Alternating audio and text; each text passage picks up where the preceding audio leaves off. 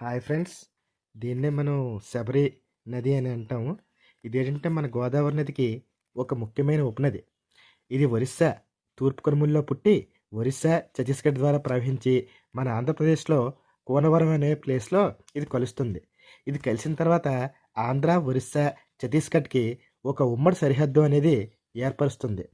ఈ నది ఎప్పుడైతే గోదావరిలో కలిసిందో అప్పుడేంటంటే గోదావరికి పరివాహక ప్రాంతం కూడా అదే నీటి మట్టం కూడా బాగా పెరుగుతుంది. అందువల్లే ఇది ఒక గోదావరి నదికి ఒక ముఖ్యమైన ఉపనది.